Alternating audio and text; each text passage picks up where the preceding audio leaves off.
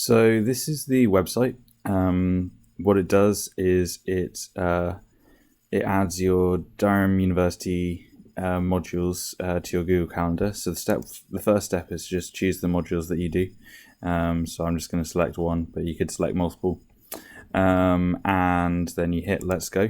So this is where you're presented with the option of either Google Sign-In or choosing to do it via a calendar file. So let's choose the Google Sign-In. Here we see the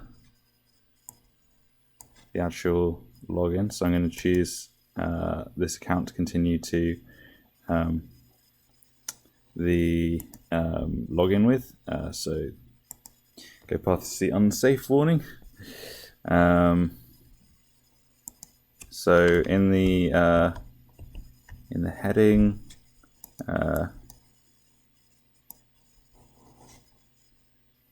we can see here we can see the client ID, and that's 441729039045, and a lot of the other stuff.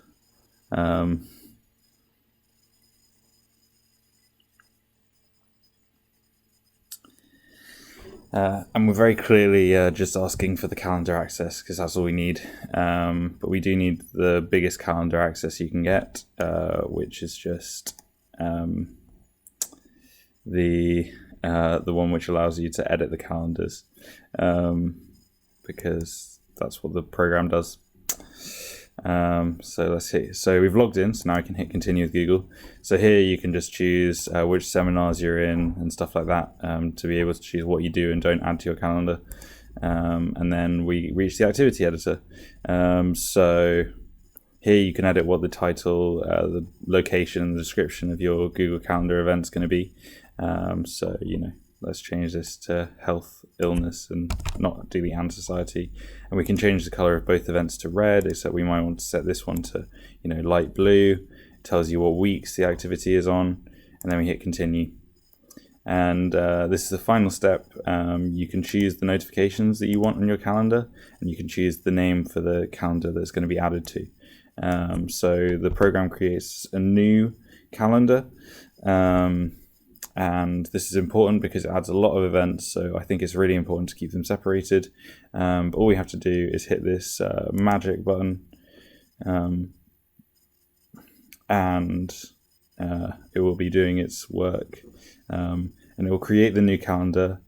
It will be changing the notification settings on that calendar using a update call, and then it will add all of the events in a big batch. So you can sign out of Google here. You can read the privacy policy. Also, if you see here, you can sign out of Google here, and you can read the privacy policy from there as well. And then just to quickly show you how it's come out on Google Calendar. This added some modules which were from last year, so I just have to scroll back a bit. But you can see there's a new timetable called Michaelmas, which was added in this run. And if we go to October, we should be able to see some of the turn off my own. So we can see that lecture is added, which goes on every week, and there's a seminar one week, which was the one that we hit, and it has the same description as before, and the same room number as does this lecture, and the color was set as we suggested, and there's going to be a notification 5 minutes before, just like we set, but that is all of the usage of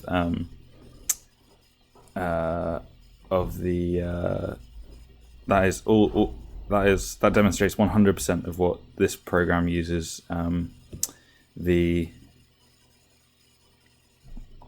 user data for. Nothing else, and that is the full process. And then from then on, we do nothing else with the user's data. they'll sign out or they'll refresh the page, and we won't touch what they've done anymore.